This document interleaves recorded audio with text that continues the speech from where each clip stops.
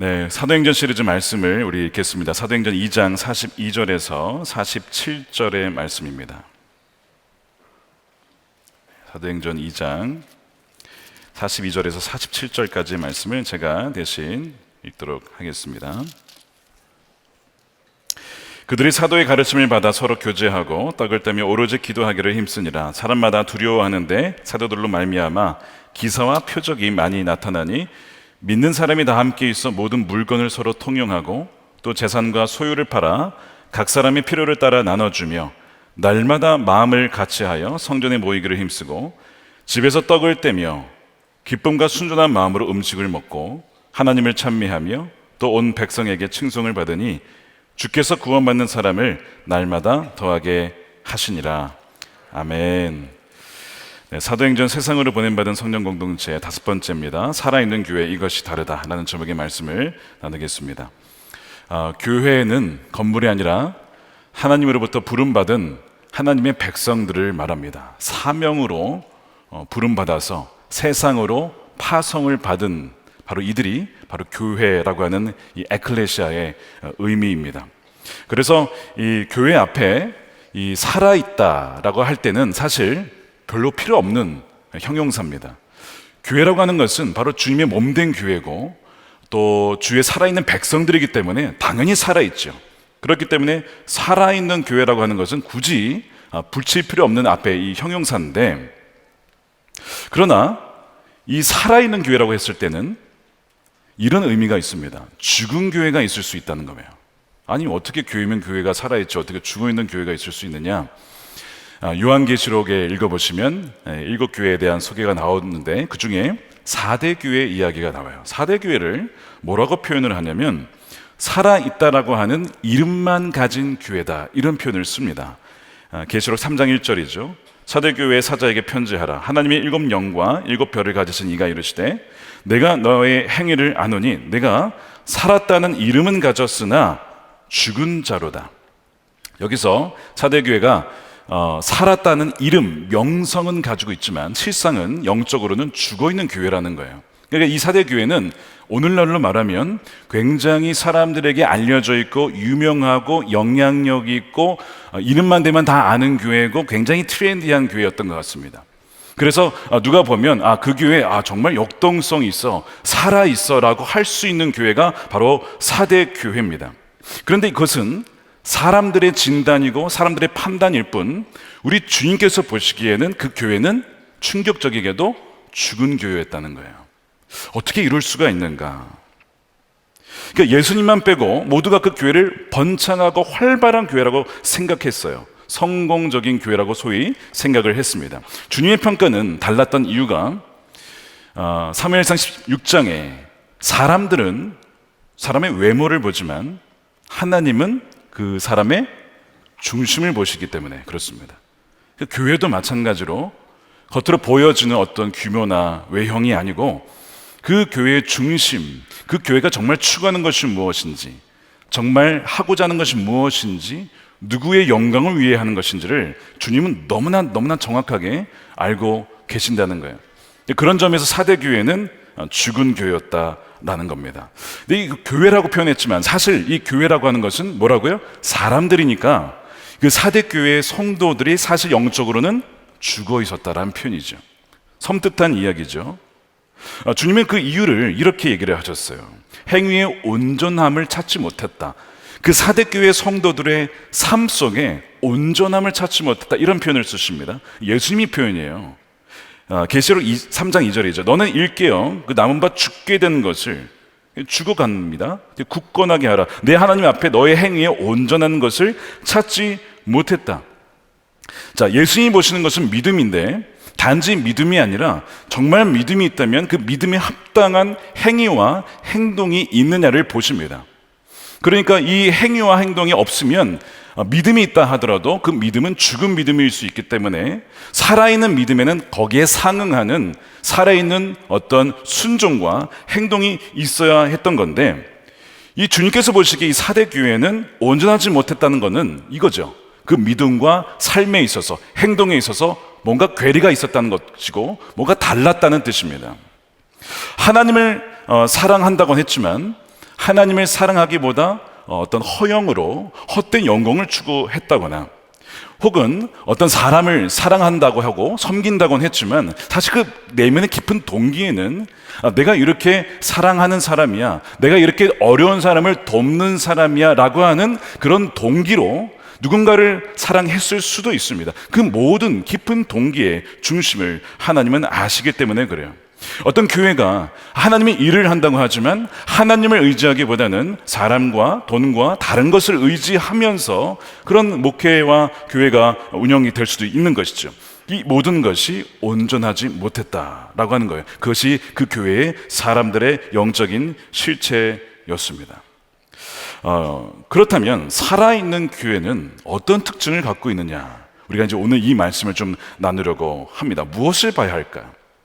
병원에 가시면 입원해 보신 분 계십니까? 입원해 보신 분 한번 손 들어보세요. 입원하면 꽤 계시네요. 그 체크하는 것들이 몇 가지가 있습니다.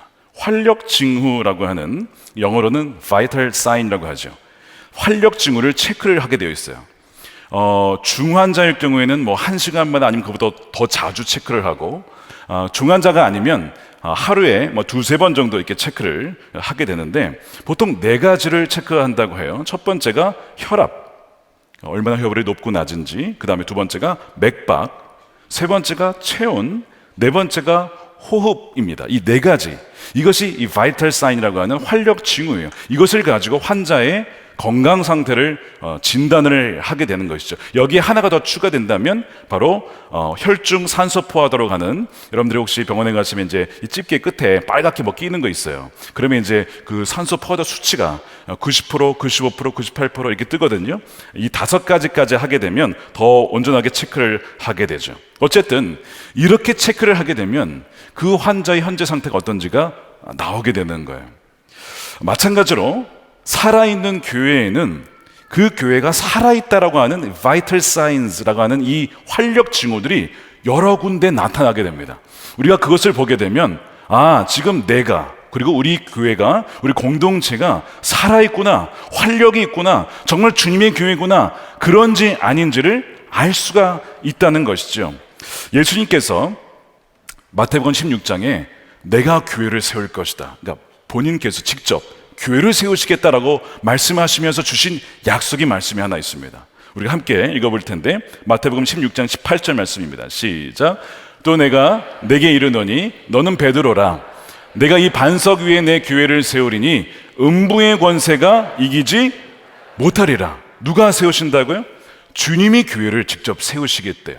주님이 세우신 교회는 어떤 특징이 있냐면, 음부의 권세, 좀 말이 어려운데 영어로 보면 지옥의 문들 이렇게 표현되어 있습니다. 의역을 하게 되면 사탄의 권세가 해하지 못하는, 이기지 못하는 교회가 된다는 것입니다. 그러니까 주님이 직접 세우신 교회, 주님이 주인 되시는 교회는 바로 그런 놀라운 권능이 있는 것이죠. 사탄이 장난치고 넘어뜨리려 해도, 공격해도, 유혹한다 할지라도 무너뜨릴 수 없는 교회가 바로 예수님이 세우신 교회라는 것이죠.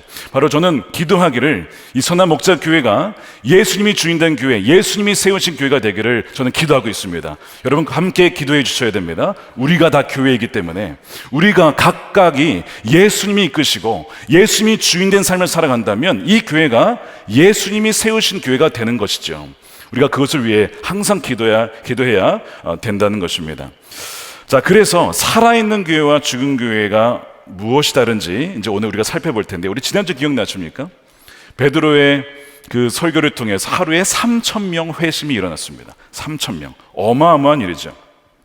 사도행전 전체적으로 봐도 이렇게 놀라운 역사는 드물 정도로 엄청난 역사가 일어났습니다. 그러나 우리가 이러한 역사가 이때만 일어나리란 법으로 제한해서는 안 됩니다. 오늘날에도 지금도 일어날 수 있으면 여러분들 믿으시길 축복합니다.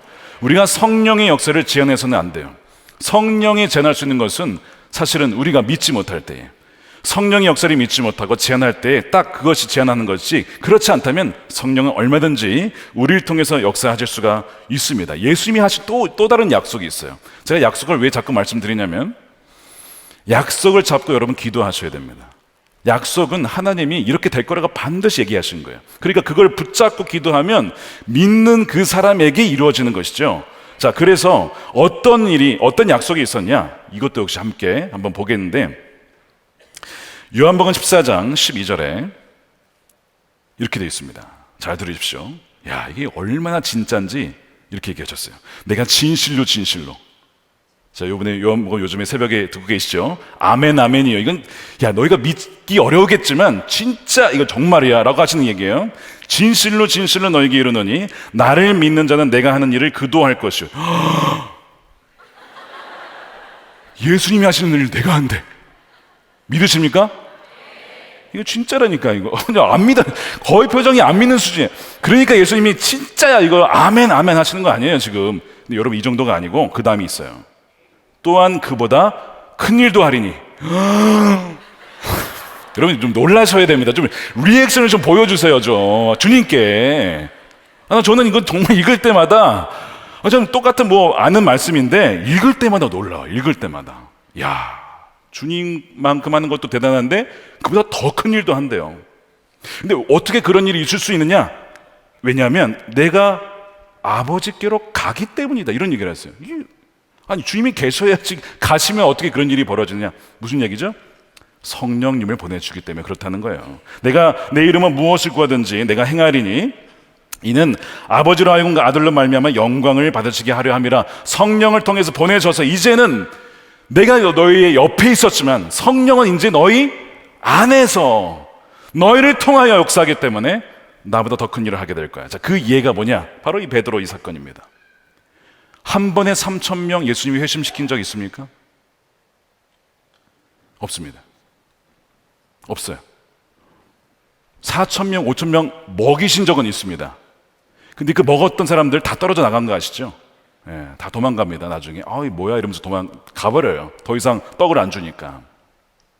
예수님도 3,000명 회심하신 적 없습니다. 물론 하실 수 있죠. 하실 수 있었지만 아직 때가 되지 않았기 때문에 하지 않으셨어요. 아직 죽지 않으셨고 십자가를 지지 않으셨고 부활하지 않으셨고 승천하지 않으셨기 때문에 그때는 하지 않으셨던 겁니다. 근데 이제는 성령을 보내주셨어요. 그리스도의 영이십니다. 사실상 주님이 오신 거예요. 주님께서 이제 베드로에게 임하면서 그 성령이 역사하니까 베드로의 그 평범한 갈릴리 어부의 그 말을 통해 얼마나 배웠겠습니까? 베드로가 그냥 평범한 어부의 말이었는데 거기에 불이 붙으니까, 사도행전 불이 괜히 있는 게 아닙니다, 여러분.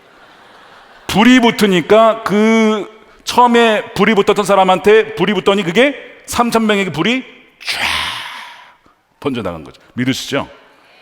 이런 일이 벌어진 거예요. 이게 예수님보다 더 큰 일을 하겠다고 약속하신 어떤 그 약속의 성취가 된 것입니다. 불이 타오르면요, 이게 스스로 타요. 따로 붙일 필요가 없어요. 사실 오늘 우리 사택에 불이 났었습니다. 이거 웃을 일이 아니고 이제 해피엔딩이니까 잘 마무리됐지만 전체가 다 탈 뻔했습니다. 사실은 심각한 불이었어요. 근데 그 시작이 작은 초에서 시작돼요. 초에서 불이 번져서 부엌에서 이게 이제 사람이 없는 가운데 불이 퍼진 거예요. 감사하게도 그때 계셨던 그 사모님 두 분 소화기 들고, 또 나중에 목사님들 오셔가지고 소화기 4개를 다 써서 그제서 잡을 수 있었어요. 큰 불이었습니다. 제가 이제 말씀을 그 위에 전 4층에 있었는데 저 죽을 뻔했어요. 사실은 저도 얼마나 감사한지 우리 사모님들하고 목사님들에게 생명의 은인이에요. 나중에 탈출할 때 이렇게 연기를 좀 맡긴 했지만, 근데 지금 이제 그때 초동 진압 대처를 하셨던 사모님 좀 연기를 드셔서 좀 치료를 받고 계십니다. 회복을 위해서 기도해 주시면 좋겠습니다. 어쨌든 좀 이렇게 안 좋은 얘기긴 하지만 그 작은 초가요, 이런 빌딩 전체 다 태울 수 있습니다. 그러니까 3,000명의 역사라고 하는 것은 그 불 하나가 탁 퍼졌을 때 그냥 쫙 퍼져나가는 거예요. 여러분들이 지금 여기 모였잖아요. 이 중에 여러분 한 분만 정말 성령의 불이 붙잖아요. 그 쫙 퍼집니다. 그냥 막 흘러가는 거예요. 막 만난 사람마다 불이 붙는 거예요. 만나면 불이 붙는 거예요. 여러분들을 말미암아 여러분들의 가정에서 자녀들, 또 여러분들의 가정으로 말미암아 다른 가정들이 불이 붙게 될 줄로 믿습니다. 교회로 말미암아 한국교회 불이 퍼져나갈 줄로 믿습니다. 그렇게 성령은 자체적으로 불이 쫙 역사하면서 온 민족을 성령으로 불태워줄 수도 있는 것이죠. 요나 기억해 보세요. 요나가 억지로 니느웨 가가지고 뭐 했습니까? 사흘길, 그러니까 이제 한 3일 정도, 그 도시가 얼마나 큰지 3일 정도 가야 될 도시에서 그냥 하루만 3분의 1 정도만 가서 거기에서 어떤 얘기를 했냐면 40일이 지나면 니느웨가 무너지리라. 그것도 아주 성의 없게 얘기했잖아요. 억지로 그냥 그랬는데 그 말에 불이 붙으니까 니느웨 전체가 뒤집어지는 거예요. 회개하고 막 옷을 찢고 막 죄를 뒤집어 쓰고 막 하나님 살려달라고 온 도시가 그냥 뒤집어졌단 말이에요. 그래, 이것이 성령의 역사라면 얼마든지 이런 일이 지금도 일어날 수 있다는 것을 우리가 꼭 믿으시고 이 말씀을 여러분 들었으면 좋겠습니다. 자, 그러면 이 바이탈 사인, 이 살아있는 교회 5가지 특징이 있어요. 표지가 있는데 노트 테이킹도 하시고 나중에 잘 적어 놓으셨다가 정말 이것을 위해서 계속 기도해야 되겠습니다. 자, 첫 번째 무엇이냐면 살아있는 교회의 표지들, 말씀을 배우는 교회입니다. 말씀을 배우는 교회. 자, 42절에 그들이 사도의 가르침을 받았다라고 되어 있습니다. 살아있는 교회의 특징은 말씀에 대한 사모함이 있고 살아있는 말씀이 계속 선포되는 교회입니다. 그래서 이들이 사도의 가르침을 받아서 경청하면서 그 예수님 말씀이 무엇인지, 성경의 구약부터 오였던 그 말씀들이 무엇이는지를 계속 들었다는 것이죠. 배웠다는 것입니다. 자, 오늘날 사도의 가르침은 무엇일까요? 여러분, 오늘날 사도는 없습니다. 사도란 누가 사도냐면 예수님이 직접 만난 사람이어야 돼요. 그러니까 그런 점에서 지금은 사도가 없는 것이죠. 그렇지만 사도적인 가르침은 남아있어요. 그게 뭡니까?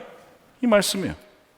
성경 말씀이죠. 신약 성경. 사도적인 가르침은 남아있어요. 그래서 우리가 사도적인 말씀을, 가르침을 받고 계승한다는 것은 이 신약 성경의 말씀을 배운다는 것이죠. 성령의 영감으로 기록된 말씀을 우리가 배우고 이것이 살아계신 주의 음성으로 우리가 받을 때에 그 교회는 살아있는 활력 있는 교회가 된다는 것입니다. 여러분, 성령은 무슨 영입니까? 진리의 영이잖아요. 그러니까 반지성주의, 즉 그냥 기도하면 다 알 수 있다. 물론 기도하면 놀라운 능력이 벌어지지만 그렇다고 해서 배우지 않아도 된다가 아닙니다.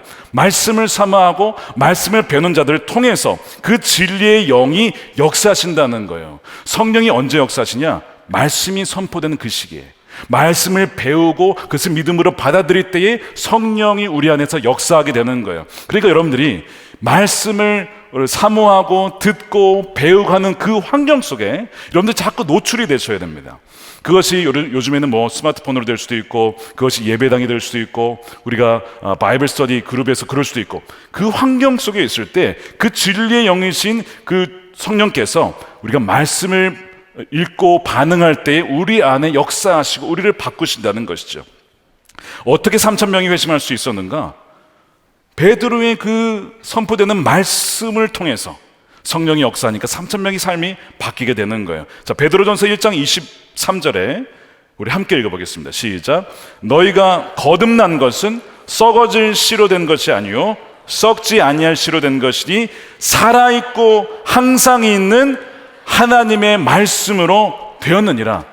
말씀이 살아있다는 거예요.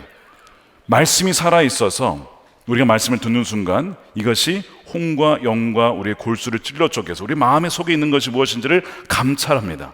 이게 살아있는 말씀이에요.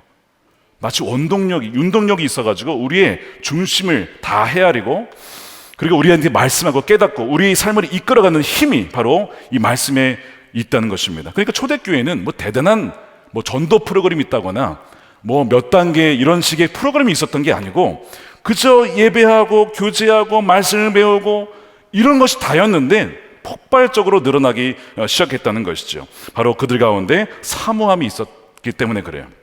자, 그러면 이거를 적용해 보면 내가 살아있는지를 어떻게 알 수 있을까? 여러분, 아기가 태어나면 아기가 살아있다라는 증거 중에 뭐가 있습니까? 처음에 얘가 우느냐, 크게 우느냐, 얘가 살아있구나. 얘가 울지 않으면 이거 위험한 거죠. 얘가 숨은 안 쉬나? 아픈가? 그래서 울어야 됩니다. 자, 그 다음에 또 뭐가 있습니까? 얘가 젖을 찾아야 돼요. 젖을 먹어야 됩니다. 살아있다는 증거예요. 살아있으면 엄마의 젖을 찾습니다. 놀랍게도 가르쳐주지 않아도 생명이 있다는 증거가 무엇이냐면 엄마의 젖을 찾는다는 것. 그러니까 우리가 영적으로 살아있다면 어떨까요? 말씀을 우리가 사모하게 되는 거예요. 하나님의 말씀이 이게 무슨 뜻일까? 나는 하나님 뜻을 알고 싶어. 하나님의 계획을 알고 싶어. 하나님께서 나를 통해서 하실 것이 무엇인지, 나에게 향한 뜻이 무엇인지를 알고 싶어. 그 갈망함이 일어날 때, 내가 지금 살아있구나. 내 안에 성령이 역사하는 거나를 우리는 알 수가 있다는 거예요. 그런데 반대로 얘기하면, 내 안에 이런 갈망이 없다. 내 안에 지금 더 이상 그런 어떤 열망이 없다. 지금 뭐 하고 있다는 겁니까?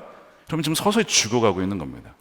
숨은 살아있을지 모르지만 서서히 내가 죽어가고 있구나. 과거엔 내가 그런 마음이 있었는데 지금은 그렇지 않다면 불이 지금 꺼져가고 있는 거예요. 여러분, 경각심을 가지셔야 됩니다. 오늘 이 저녁에 모이신 분들은 그래도 말씀에 사모함이 있어서 모이신 줄로 믿습니다.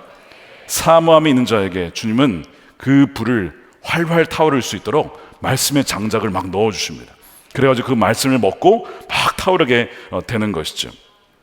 저희 교회가 예수동행이라고 하는 핵심 가치를 가지고 예수님과 동행하는 그 교회로 우리가 계속 달려오고 있습니다. 그 중에 있어서 올해 초에 우리가 예수동행에 있어서 중요한 것이 무엇일까? 주님을 바라보기 위해서 중요한 것이 무엇일까라고 했을 때 우리가 기본적으로 우리가 일기를 쓰지만 동시에 무엇을 또한 강조하게 되었냐면 말씀 함께, 날마다 말씀이신 주님의 음성을 듣고 말씀이신 주님을 바라보면서 우리가 하루를 시작하고 하루를 마무리하자. 그래가지고 우리가 이 말씀 함께와 그 다음에 거기에 있는 성경 통독을 최우선 순위로 삼은 것이죠.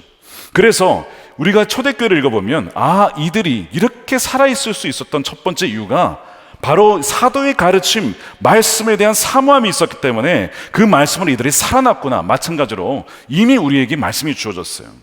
우리 요한복음 말씀, 이제 사실 욥기는 좀 어려웠잖아요. 그렇죠? 욥기 좀 힘들었어요, 사실. 그렇지만 거기에도 은혜가 있었지만 이제 요한복음은요, 누구나 다 읽어도 무슨 구절을 읽어도 다 은혜가 돼요, 사실. 그러니까 이제는 나 욥기 때문에 사실 묵상을 못 하겠어. 이런 핑계는 이제 못 하는 겁니다. 이제 요한복음, 또 요즘에 우리 여자 목사님 얼마나 말씀 은혜롭게 잘하시는지 여러분 또 말씀을 들으시면 이게 이런 말씀이구나. 그러니까 우리가 모든 것을 다 사실은 갖추고 있어요. 뭐만 하면 있으면 됩니까? 우리의 의지만 있으면. 내가 만약에 스스로 그게 안 된다면 여러분 공동체에 속해 안으로 들어가셔야 돼요. 거기서 함께 말씀을 나누고 함께 거기에서 말씀을 나눌 때에 그 나눔에서 엄청난 힘이 있습니다. 우리 목사님들 이제 밴드 모임 목요일 날 아침에 하거든요. 새벽기도 끝나고.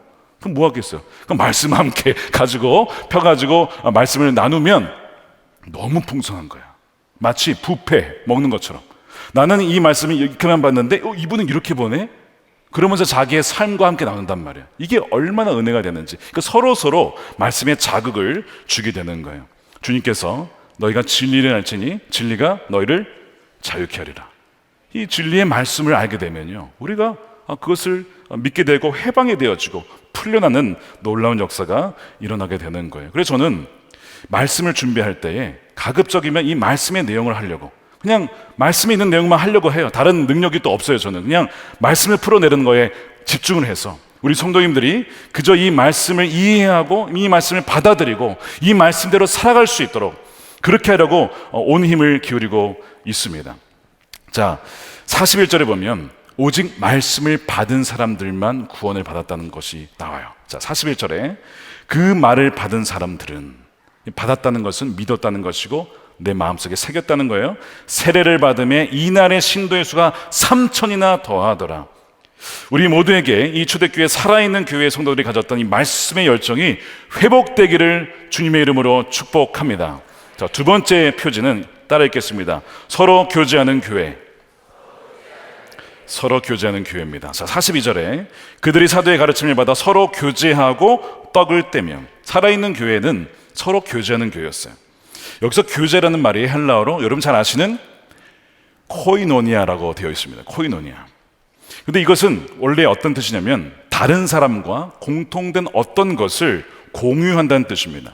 다른 사람과 무엇을 나눈다는 뜻이에요. 단지 이 교제한다고 하면 잘 오셨습니다, 뭐 안녕하세요, 이걸 교제로 생각하는데 그게 아닙니다.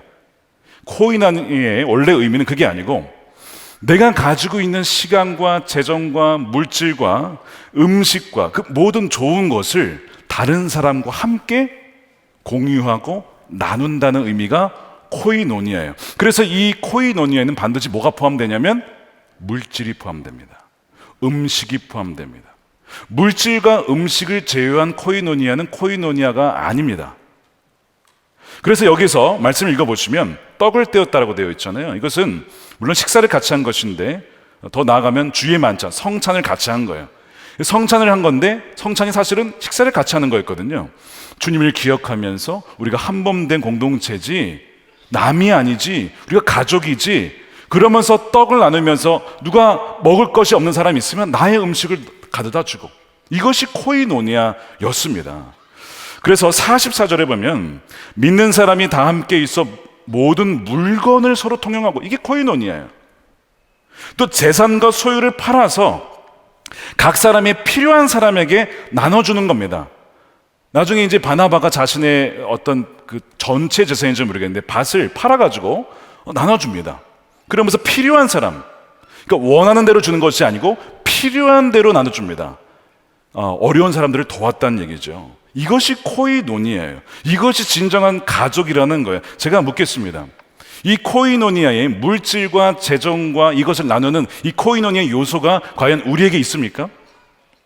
아멘이 나왔어요. 감사합니다. 네, 아멘이 나왔어요. 나와야 됩니다.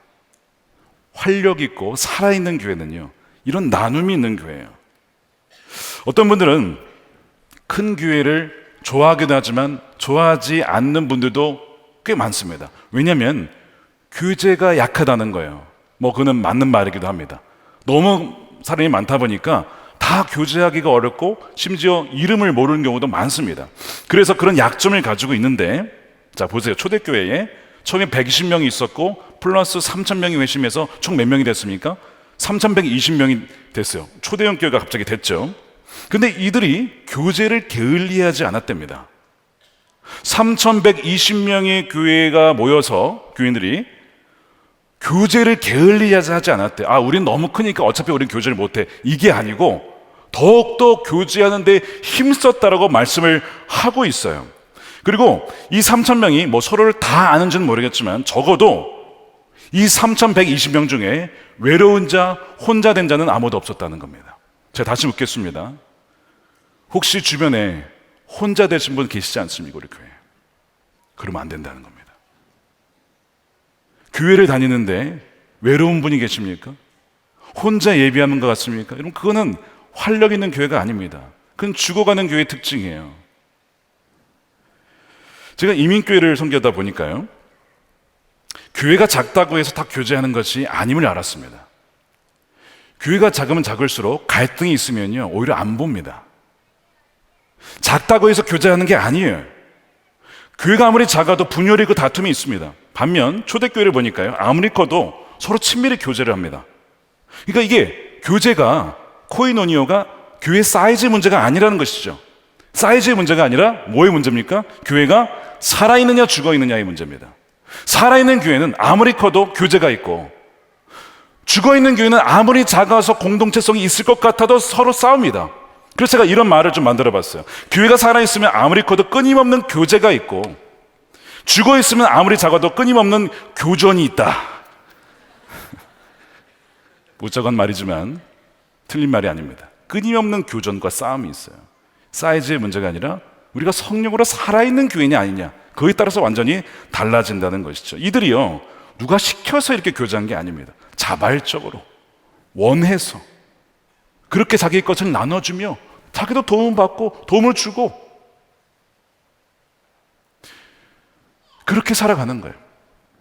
어떤 분들은 이들이 서로 교제하는 것은 비슷한 점들이 많아서 그런 거 아닙니까? 이렇게 묻는 분이 계실 수 있어요. 예루살렘 사람들 다 서로 아는 사람들 아니었습니까? 근데 여러분, 제가 말씀드렸죠.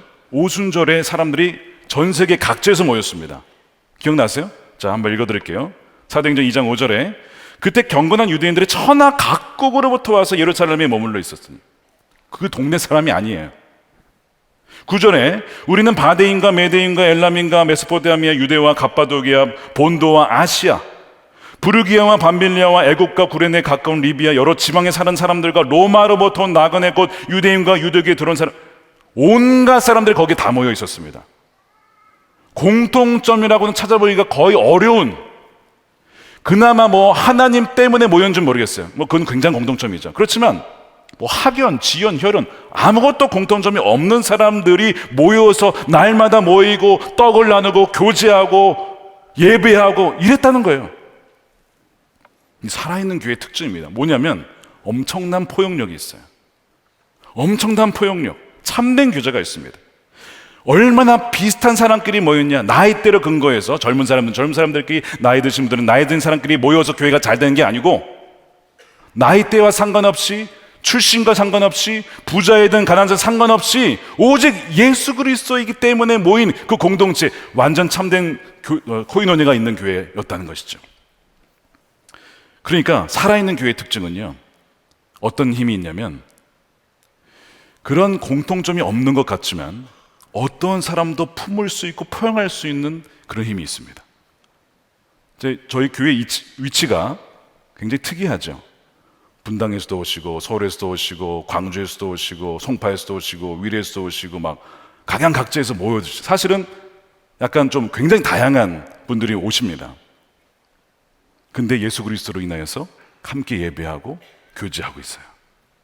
물론 부족한 부분들이 많지만 놀라운 일입니다, 사실은. 그리고 우리 이제 중국 예배 보면 중국 예배, 중국 분들도 오시고, 우리 인도 분도 있어요. 우리 조니 전사님 인도 분도 와 계시고, 이렇게 각양각지에서 모여서 이루는 교회가 살아있는 교회의 특징이라는 거예요. 근데 이것이 이미 그 구약에 한번 예가 나왔습니다. 언제 나왔을까요? 기억나세요? 아둘람 공동체. 자, 아둘람 공동체 한번 보세요. 자, 사무엘상 22장 2절에 환난 당한 자와 모든 자와 빚진 모든 자와 마음이 원통한 자가 다 그에게로 모여들었다. 그는 그들의 우두머리가 되었는데 그와 함께한 자가 400명 가량이었더라. 온갖 다른 데서 다 상처받고 힘든 사람들, 서로 나 돌봐달라고 했던 그 사람들이 다 모여서 치유를 받고 나중에 하나님의 군대가 되고 이스라엘을 세우는 장관들이 됩니다. 놀라운 일이죠. 이미 그 사실은 아브라함에게 약속하셨던 말씀이에요.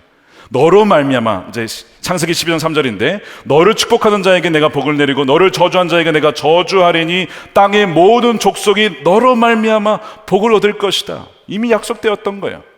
그러니까 이 복이라고 하는 것은 하나님이 우리와 함께 하시는 거, 바로 예수 그리스도 그분이시죠. 바로 너로 말미암아 모든 민족이 복을 얻는 이 약속이 이루어지는 것이 교회라고 하는 것입니다. 그 살아있는 교회는 어떠한 형편이 있든지 어떤 과거를 가졌든지 다 포용하는 교회입니다. 그리고 예수 그리스도로 인하여서 하나 되어지고 서로 나누는 교회가 되는 거예요. 우리 교회에 위드 공동체라고 있는 거 아십니까? 위드. 들어보죠. 지금 한번 손 들어보세요. 내가 위드 공동체 들어봤다. 아시는군요. 그래도 한 절반가량은 모르시는 것 같은데, 교회 내에 성도님들 중에 어려운 분들을 돕기 위해 마련된 플랫폼입니다. 그래서 여기에 이제 어려운 분들의 사연이 익명으로 소개가 돼요. 우리 성도님이시지만 그분을 보호하기 위해서 익명으로 사연이 소개가 됩니다. 작년 말에 이런 분이 계셨어요. 90년대 중반부터 시작된 남편의 폭력, 반복적인 그 술 취함과 폭력으로 인하여서 이분이요, 이제 가명이 이제 윤희정 성도님이신데 7년 전에 자녀 셋을 데리고 남편으로부터 도망쳐 나옵니다. 돈이 없어요. 아는 것도 없어요. 월세방을 어디서 얻어서 살았는데 어떻게 또 소식을 듣고 남편이 또 찾아와가지고 적금 금지 명령에도 불구하고 이 불안과 염려 속에 살아갑니다. 다시 이사를 갑니다. 멀리 자녀들과 함께 이사를 갔는데 이제 그 20년이 넘는 이 가정의 불안정 때문에 자녀들이 이 상처를 받게 된 거예요. 예를 들면 이런 거죠. 큰 아들이 정상적인 학교 생활이 어려워요. 대인관계를 맺기 어려운 거예요. 그 아버지의 폭력 때문에 고등학교를 자퇴를 하게 됩니다. 검정고시를 보고 대학에 들어가고도 또 다시를 자퇴를 하게 됩니다. 사람들을 만나는 게 어려운 거예요. 그러면서 막 우울증이 생기고 막 그 소리가 막 들려요. 막 죽어라 막 이런 소리가 들리고 너무나 고통스러워하는 상황. 또 자녀들 둘째도 그렇고 막내 딸도 그렇고 막 굉장히 어려워합니다. 근데 이분이, 어머니가 참 믿음의 여인이에요. 남편이 술과 가정폭력을 반복해도 오직 붙잡을 분은 주님밖에 없다. 그래서 주님께 계속 붙잡는 거예요. 교회 가서 예배를 드립니다. 1시간 반 떨어져 있지만 교회에 와서 예배를 드리고 십자가를 보면 천국에 온 것 같이 그렇게 행복할 수가 없었다고 해요. 그래서 당장 눈앞이 캄캄하고 또 돈이 없고 그래도 주님을 놓칠 수가 없어서 늘 그 예배 자리를 사모했다고 하세요. 그리고 자녀들과 함께 가정 예배를 드리고 뭐 이런 어려운 형편에 계신 분이 계셔서 이제 사연을 소개하고 이제 이분을 위해서 기도해 달라고 하면서 혹시 가능하다면 재정을 같이 좀 흘려보내주면 좋겠습니다. 그러면 그분을 보고 기도를 합니다. 그리고 재정을 10,000원, 20,000원, 50,000원, 100,000원 성도님들이 재정을 모아요. 그래서 수백만 원이 모였어요. 그분에게 드린 거예요. 그분이 얼마나 감사한지 길게 편지 쓰셨는데 이렇게 짧게 제가 소개해드리면 항상 함께 하시는 주님께 또한 기도와 따뜻한 물질로 함께 해주신 모든 분들께 감사드립니다. 상황은 어려워도 보내주신 사랑으로 연약한 자리를 털고 일어나는 큰 힘을 얻었습니다. 큰 힘을 얻었습니다. 여러분, 기도해 주는 것도 엄청난 큰 힘이지만 단지 기도만이 아니고 우리가 가진 것을 십시일반 나눠서 그분께 도와드렸을 때 그분이 엄청난 힘을 얻었다는 거예요. 여러분, 이것이 뭐라고요? 이것이 코이노니아입니다. 이게 살아있는 교회의 특징이라는 거예요. 삶을 공유하고 자신의 물질을 공유하고 또한 그들을 위해서 기도해 주는 것, 이것이 살아있는 교회의 표지였다는 겁니다. 그래서 그 공동체에 누가 들어오면 죽어가던 사람도 살아나는 거예요. 회복이 되는 것입니다. 그 안에 성령이 운행하시고 성령께서 그들을 치유하시기 때문에 살아나게 되는 것이죠. 이것이 바로 두 번째 표지입니다. 자, 세 번째는 따라하겠습니다. 오로지 기도하기를 힘쓰는 교회. 42절에 오로지 기도하기를 힘쓰니라. 세 번째 살아있는 교회의 표지, 세 번째는 오로지 기도하기에 힘쓴다는 점이 있습니다. 기도가 보조나 옵션이 아니라 마치 이 문제의 모든 해결이 여기에만 달렸다는 듯이 한다는 것이 이 기도에 오로지 힘썼다는 뜻이에요. 왜 이들이 그렇게 기도했을까요? 주님이 우리의 통치자시고 이거를 해결할 수 있는, 우리 인생을 이끌어 가시고 우리 인생을 변화시킬 수 있는 분은 주님 외에는 없다는 마음으로, 그 믿음으로 오로지 기도에 매달리는 거예요. 바로 주님께 매달리는 것이죠. 사실 힌두교에도 불교에도 기도가 있습니다. 근데 대상이 누구냐의 차이가 다른 거예요. 대상이, 그들은 그냥 명상을 하기도 하고 뭐 부처님에게도 하기도 하지만 우리는 오직 만군의 여호와 통치자이신 주 하나님께 우리는 기도하는 것이죠. 이들이 그렇게 매달리면서 기도했을 때 역사가 일어났다는 것이죠. 인도에 2005년에 25명으로 개척한 교회가 하나 있었습니다. 갈보리 교회, 템플 교회인데 지금 30만 명이 모입니다. 인도에, 힌두교의 나라 아닙니까? 아니, 어떻게 인도에서 그 많은 핍박이 많았답니다. 순교한 사람도 있었고. 근데 핍박이 많으면 많을수록 부흥하는 거야. 지금 한 달에 3,000명씩 몰려온대요. 그래서 그 목사님 인터뷰한 걸 제가 봤는데, 이 쿠마르 목사님, 어떻게 그렇게 폭발적으로 성장할 수 있었습니까? 대답을 이렇게 했습니다. 하나님과 말씀과 기도였습니다. 이런 얘기를. 특이하게 하나님의 말씀이라고 하지 않고 하나님을 따로 떼고 말씀과 기도를 얘기합니다. 하나님이 행하신 일인데 어떻게 하나님이 역사하셨는가를 얘기할 때 말씀과 기도를 얘기한 거예요. 그러면서 이분이 얘기하시는 게 자기는 말씀을 그냥 그대로 전한다는 거예요. 내용이 섞이거나 변질되지 않도록 순수하게 전하고 그리고 그 말씀 그대로 실천한다는 거죠. 그래서 메시지의 초점이 회개를 촉구하고 때론 죄를 지적하기도 하고, 그러나 결과적으로 보혈의 십자가를 선포하면서 그 죄를 회개한 이들이 편해질 수 있도록 그렇게 선포를 하고, 설교의 늘 목적이 예수 그리스도, 그분께만 영광을 올려드리는 그 메시지를 전했다는 겁니다. 그리고 그 그리스도의 사랑을 전했다는 겁니다. 교제, 코이노니아, 우리가 가진 것들을 가난한 이들에게 나눠줬다는 겁니다. 그래서 약을 구하기 어려운 교인들에게 절반값에 주기도 하고, 60세 이상 어르신들에게는 전액 무료로 의약품을 주기도 하고, 교회 내에 과부가 있는데 그 연금 제도를 통해서 부모의 집이라는 노인 주거 복지시설도 마련해서 그분들을 품고, 이런 것들을 하면서 사랑을 실천했다, 코인연을 실천했다는 거예요. 그리고 그 중심에 또 뭐가 있냐면 기도가 있었다는 거예요. 40일 전교인 금식.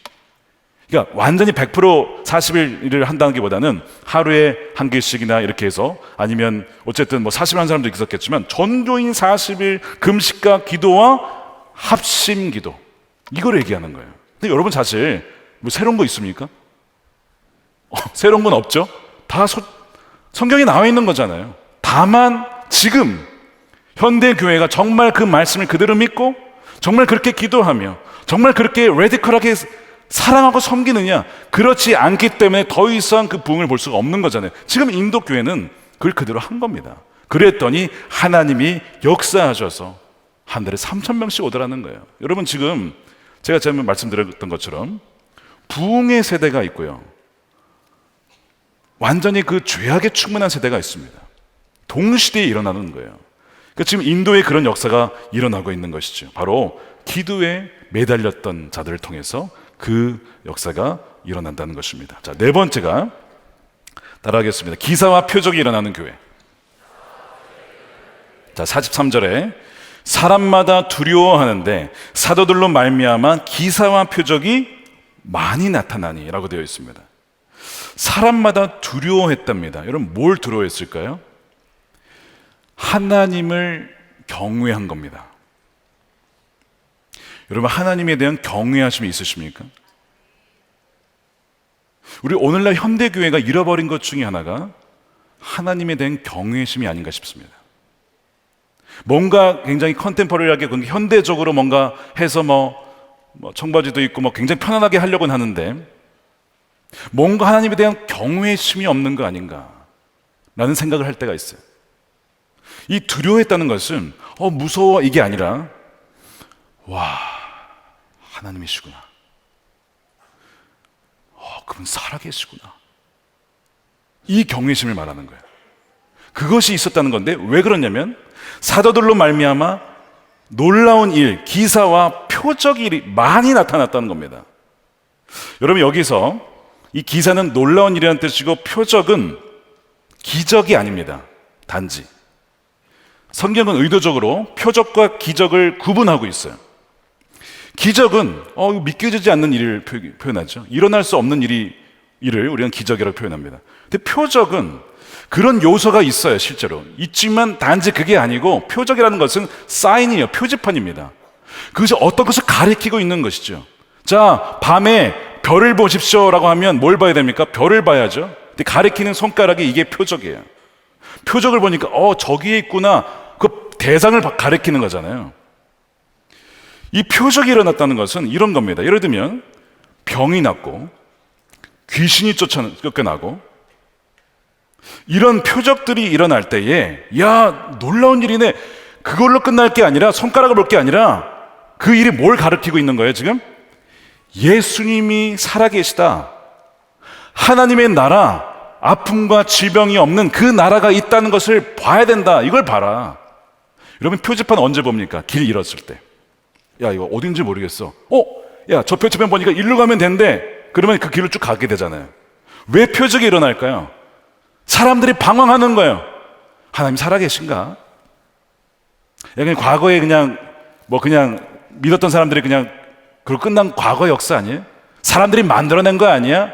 라고 방황할 때, 혹은 과거에 믿었는데 믿음을 잃어가요. 나 과거에 참 열심히 다녔는데 이제는 더 이상 명목상이 그리스도인 되었을 때 방황하거든요. 그때 뭘 보는 거예요? 하나님이 뭘 보여주세요? 사인을 보여주는 거예요. 표지판을. 야, 너 어디로 가고 있어 지금? 이게 아니고, 이 방향이 아니고 이 방향이야 라고 하는 표적을 보여주심으로, 그분이 살아계시구나, 그분이 나와 함께 하시구나, 거짓이 아니었구나, 이게 표적의 목표입니다. 그러면 지금도 이 표적이 일어났냐? 지금도 일어나죠. 지금도. 우리가 성령 역사를 제한해서는 안 된다는 거예요. 여러분들이 믿기만 하면, 아까 그러잖아요. 아니, 할 수 있거든이 무엇이냐? 믿는 자에게 능치 못함이 없다. 몇 달 전에 주일 예배 끝나고 어떤 아버지가 아이를 하나 데리고 와서 기도를 받고 가셨어요. 죄송하지만 제가 정확히 기도 내용이 잘 나지는 않았어요. 기도했다는 걸 알고 그 아이의 얼굴도 알지만 죄송한데 너무 많아서 기억을 못했습니다. 근데 몇 주 후에, 그것이 이제 지난 한 2주 전이었습니다. 제가 1층 주일날 아침에 지나가다가 그분이 저를 보더니 아이와 같이 오신 거예요. 기억이 났어요. 그리고 그 아이의 얼굴을 보니까 굉장히 밝아진 거예요. 근데 굉장히 감사한 일이 있다면서 하신 얘기가 뭐냐면, 이 아이의 사실은 이 뇌전증 뇌파를 위해서 기도를 했었어요. 약도 먹고 있었어요. 근데 그분이 그러시는 거예요. 목사님, 놀라운 일이 있습니다. 목사님, 그때 기도해 주셨잖아요. 그때부터 뇌파가 사라졌습니다. 약을 끊어도 된다는 거예요. 그걸 꼭 전해주고 싶었습니다. 뭐예요? 표적입니다. 표적은 누굴 바라보라는 거예요? 주님을 바라보는 거예요. 주님이 살아계시구나. 주님이 함께 하시는구나. 그 나라가 다가오고 있구나.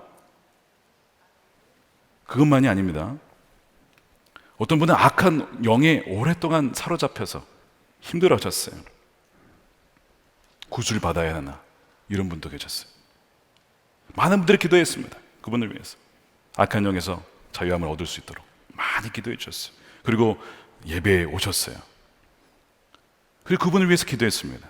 전심으로, 주님, 저는 할 수 없지만 주님께서는 하실 수 있습니다. 이러면서 나사렛 예수 그리스도 이름 명하노니 악한 영아 떠나갈지어다. 그분이 쓰러지셨거든요. 막 괴로워하시다가 나중에 자유함을 얻고 다음날 신방전선에 알아보니까 해방이 되었다는 거예요. 해방이. 이런 표적이 지금도 일어납니다. 지금도. 근데 표적이, 우리가 표적을 구하는 것은 건강한 신앙은 아니에요. 예수님도 너희가 표적을 자꾸 구하냐, 아까 책망을 하셨잖아요. 그러나 표적이 있어야 되는 이유가 방황한 이들에게 표적을 통해서 주님을 바라볼 수 있도록, 그분을 바라볼 수 있도록 하는, 우리를 도와주기 위해 주시는 거기 때문에 때로는 우리에게 표적을 통해서 돌아오라고 우리에게 사인을 주시는 것입니다. 그러니까 살아있는 교회는 지금 본문에 뭐라고 되어 있냐면 기사와 표적이 많이 일어났다는 것이죠. 우리가 오늘 치유 집회로 왜 모였습니까? 주님이 치유하신다는 거 아닙니까? 주님께서 우리의 고혈압도 치유하시고 우리의 혈관의 문제도 치유하시고, 제가 지난달 참 오랫동안 기도한 분이 한 분 계세요. 교통사고로 외국에서 의식을 잃고 제 딸 같아서 참 기도를 많이 했습니다. 그 의사분들이 이 치료는 했지만 어떻게 될지 모르겠습니다. 의식이 돌아올지 않을지 모르겠습니다. 너무 절망적이었기 때문에 한 2, 3주 기도했던 것 같아요. 깨어났다는 거예요. 의식이 돌아왔다는 거예요. 의사들의 표현에 의하면 이건 기적입니다. 그게 뭐예요? 표적이라는 거예요. 하나님이 살아계십니다 라는 것이죠. 여러분, 이런 일들이 계속 일어날 줄로 믿습니다. 여러분들의 삶 가운데, 교회 가운데, 한국교회 가운데 하나님이 살아계시며 의심하는 다음 세대들에게 하나님이 살아계심을 나타내는 표적들이 일어날 줄로 믿습니다. 이것이 살아있는 교회의 표지라는 거예요. 마지막 5번째입니다. 예배하며 찬양하는 교회예요. 자, 47절에 하나님을 찬미하며, 살아있는 교회는 찬양이 살아있습니다. 찬양이 어떤 그냥 뭐가 화려하다, 뭐 세션이 너무 실력이 좋다, 물론 뭐 그럴 수 있지만 그게 핵심이 아니라 하나님이 행하신 일들을 마음껏 올려드리는 거예요. 하나님 감사합니다. 하나님이 일을 행하셨습니다. 우리의 중독과 마약과 어떤 죄의 문제를 끊으셨습니다. 우리의 가정의 문제를 해결해 주셨습니다. 죄의 뿌리를 끊으셨습니다. 우리의 잃어버린 자녀들을 돌아오게 하셨습니다. 하나님 찬양합니다. 이런 막 진정한 찬양이 막 올려주는, 아무리 세션이 좋고 화려해도요, 뭐 조명이 화려해도 콘서트와 같은 예배도 있어요. 콘서트. 그러나 그렇지 못해도, 그런 것들은 없어도, 악기는 좀 부족해도 정말 주님께 올려드리는 찬양이 있습니다. 그게 살아있는 교회의 특징이에요. 그래서 하나님이 함께 하시고 우리의 영광을 받으시고 또한 그분의 임재를 우리에게 충만케 하시고 우리의 약해졌던 믿음이 강화해지고 우리의 흩어졌던 시선이 주님께로 고정이 되는, 이것이 예배죠. 주님이 가장 존귀하신 분이십니다. 예배라고 하는 의미가 그 worth라고 하는 가치, 주님이 가장 가치 있는 분이십니다라는 표현이 예배입니다. 그게 살아있어요. 그래서 찬양이 살아있는 교회예요. 그러다 보니까 여러분, 사실 예배에서 메시지가 중요하지만 뭐가 더 중요합니까? 여러분, 찬양입니다. 여러분, 오셔서 오늘 감사하셨습니까? 하나님께 지난 한 주간 나의 삶 가운데 행하신 주의 이름을 찬양합니다, 높여드립니다 하셨습니까? 그게 사실은 가장 중요한 것이죠. 어떻게 보면 우리가 주님께 올려드리는 거, 찬양이 얼마나 중요한지 몰라요. 부흥의 역사를 보게 되면 반드시 발견되는 게 말씀, 기도, 찬양, 금식, 이런 역사들이 같이 일어났거든요. 폭발적으로. 그랬을 때 하나님께서 어떻게 하셨느냐. 자, 오늘 말씀 결론인데 47절에 이렇게 되어 있습니다. 함께 읽겠습니다. 시작. 하나님을 찬미하며 온 백성에게 칭송을 받으니 주께서 구원받는 사람을 날마다 더하시느니라. 날마다 더하시느니라. 저는 이것이 우리 교회의 역사가 될 줄로 믿습니다. 날마다 구원받는 자가 더해지는 교회. 월요일, 화요일, 수요일, 목요일, 금요일, 토요일, 주일 계속해서 날마다 돌아오는 역사들이 있는 교회가 될 줄로 믿습니다. 우리가 이것을 위해서 기도해야 됩니다. 우리가 한국교회 위기라고 하고 가난한 성도들이 많아지고 있지만 날마다 더해지는, 구원받는 사람들이 더해지는 교회가 불가능하지 않다는 거예요. 왜요? 하나님이 살아계시기 때문에, 성령 우리 가운데 역사하시기 때문에 가능하다는 것입니다. 여기에 더하게 하셨다, 더하게 하시니 미완료 시제 계속됐다는 것입니다. 계속 변화했다는 것입니다. 계속 회복했다는 거예요. 자, 그래서 우리가 바로 이 말씀과 교제와 또한 기도, 또 이런 찬양과 이 기사와 표적이 일어날 때에 날마다 구원받는 교회, 날마다 가정이 회복이 되어지고 다음 세대가 돌아오고 그렇게 젊은이들이 돌아오게 되어지는 놀라운 역사가 이 살아있는 교회를 통해서 일어나게 될 줄로 믿습니다. 우리가 기도할 때에 하나님께서 가정을 재건하시고 회복시키시고 또한 마약과 술과 게임과 중독에서 벗어나게 하신 분이 바로 주님이시고, 또한 하나님은 다음 세대를 또한 변화시키십니다. 젊은이들을 변화시키시고 직장과 기업을 변화시키시고, 하나님 지금도 살아계셔서 놀라운 기적과 표적을 행하십니다. 우리 그 하나님을 사모함으로 우리의 일상이 기적이 되어지는 그런 삶과 그런 교회가 되기를 우리 주님의 이름으로 축원드립니다. 우리 함께 기도하겠습니다. 먼저 찬양하겠습니다. 우리를 사용하셔서 우리 함께 찬양하신 후에 우리 통성으로 기도하는 시간 갖도록 하겠습니다. 우리 사모하는 마음으로 또 믿음으로 우리 가사를 고백하면서 찬양합시다. 우리에겐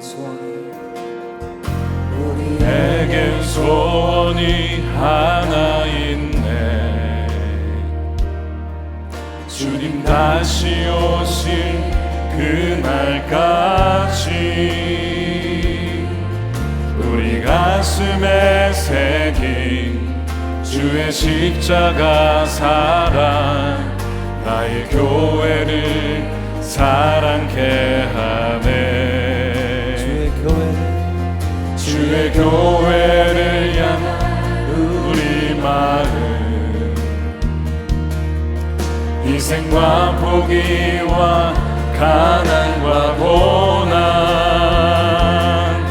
하물며 죽음조차 우릴 막을 수 없네.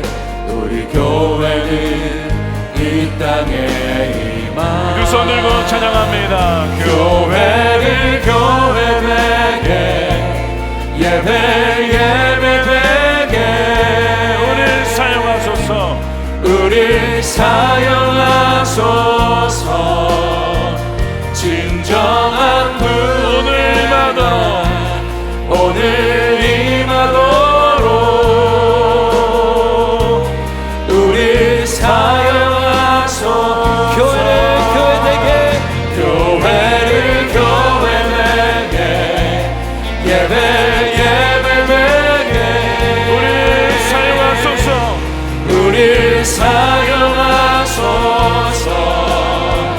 진정한 부흥의 날 오늘 임하도록 우릴 사용하소서.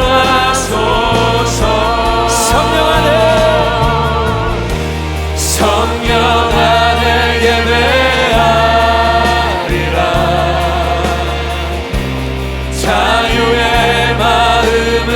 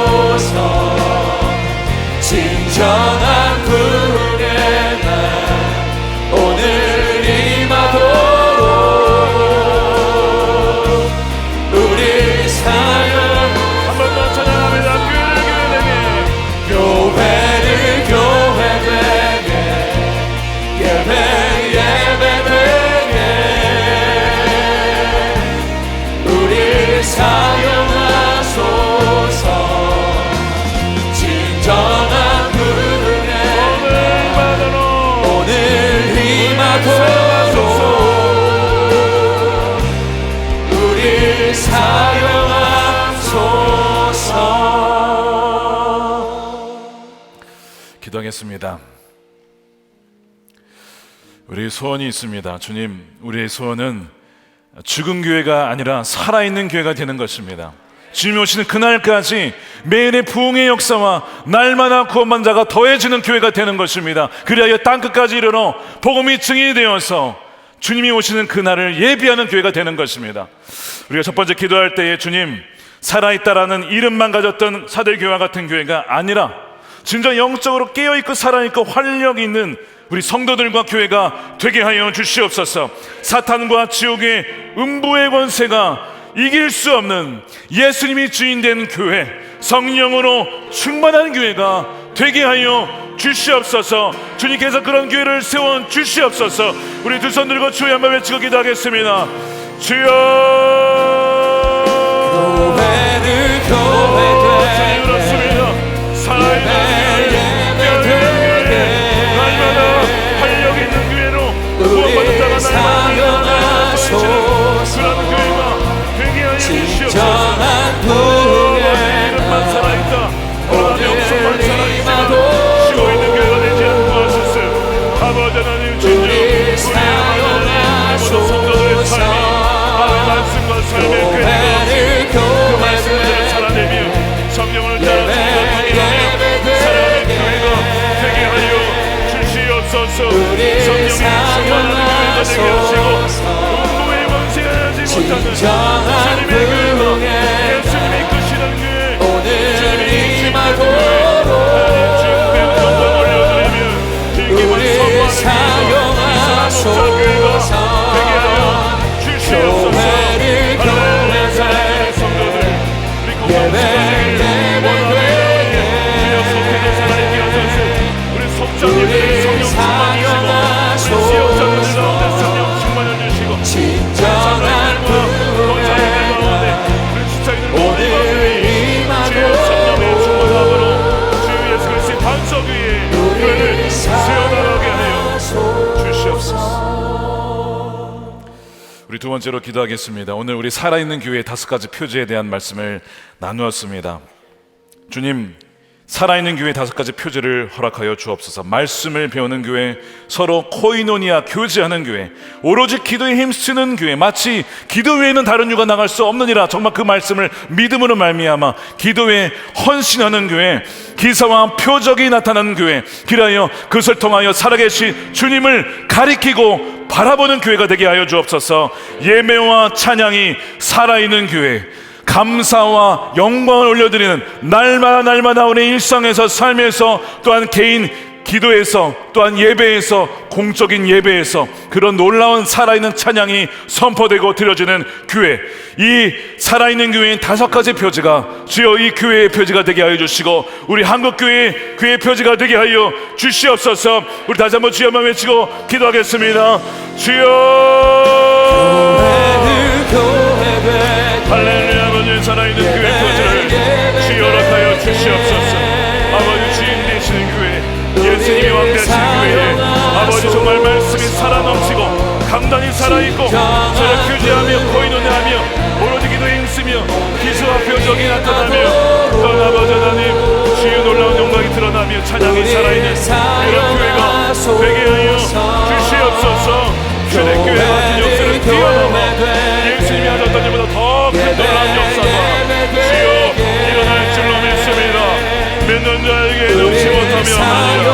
믿는 자에게 능치 못하며 없느니라 하신 주님, 저들의 삶에 믿음을 주소서. 믿음을 주소서. 주를 바라보는 믿음을 더하여 주시옵소서. 할렐루야. 주여, 살아있는 교회로 말미암아 가정이 살고 주의 아버지의 삶이 살아나고 직장이 살고 대한민국이 살아나고 한반도와 열방이 살아나게 하소서. 오 주님, 살아있는 교회의 표지가 주의 교회의 표지가 되게 하소서.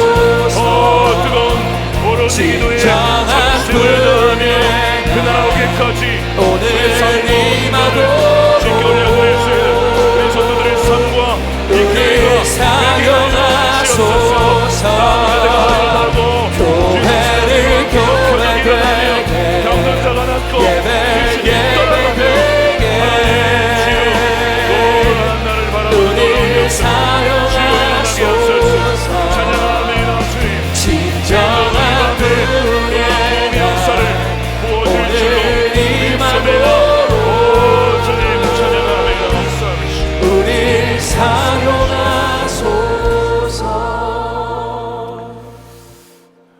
자, 오늘도 우리 강단 위에서 기도하실 분들은 올라오셔서 기도하시고요. 오늘 또한 우리 안수 기도 받으실 분들은 나오시면 여러분들 위해서 주의 마음으로 주님께서 친히 여러분들을 친히 안수하실 줄로 믿습니다.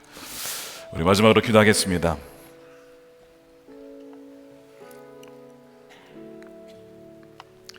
저는 말씀을 준비하면서 간절한 기도 제목을 붙잡게 되었습니다. 주께서 날마다 구원받는 사람들을 더하시니라. 얼마나 흥분이 되는지요. 얼마나 하나님께서 감사하게 새 가족들을 보내주시지만, 그것도 너무 감사하지만 이미 교회 안에 계신 분들 중에 아직 구원받지 못한 분들도 분명히 있으실 겁니다. 그리고 그의 가족들 중에, 배우자 중에, 자녀들 중에, 친척들 얼마나 많은지 몰라요. 우리 결코 우리가 이렇게 모였으니까 만족해서는 안 됩니다. 여러분, 아직도 구원받지 못한 이들이 너무나 많습니다. 저는요, 주중에도 얼마나 그런 기도 요청을 받는지 몰라요. 목사님, 저희 남편이 아직 주님을 안 믿어요. 혹은 목사님, 주중에 이런 미매를 와요. 예전에 남편이 교회를 다녔는데 지금은 주님을 부인합니다. 뭐 그런 얘기를 받으면 정말 기도하게 되죠.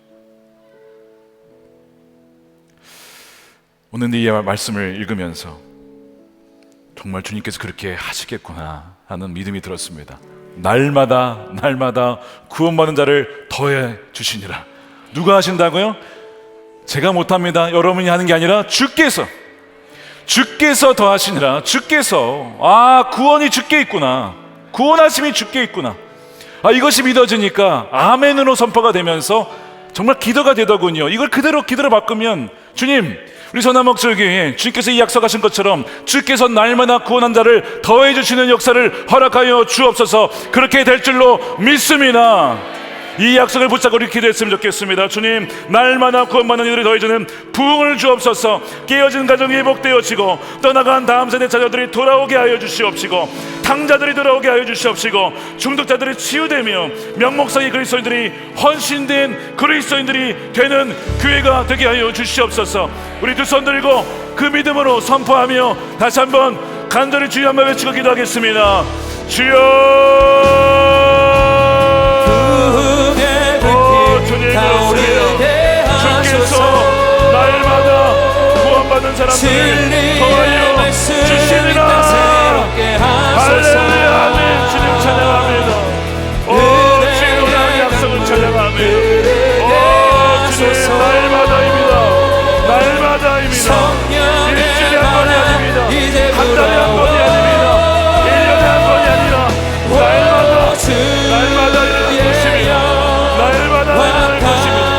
날마다 일어날 것입니다. 날마다 일어날 것입니다. 월요일도, 화요일도, 수요일도, 목요일도, 금요일도, 토요일도, 거듭나신 주일에도 날마다 구원받는 자가 더하여 줄 것입니다. 할렐루야, 주여 영광을 받아 주시옵소서. 할렐루야, 찬양합니다. 진리의 말씀 이 땅 새롭게 하소서. 은혜의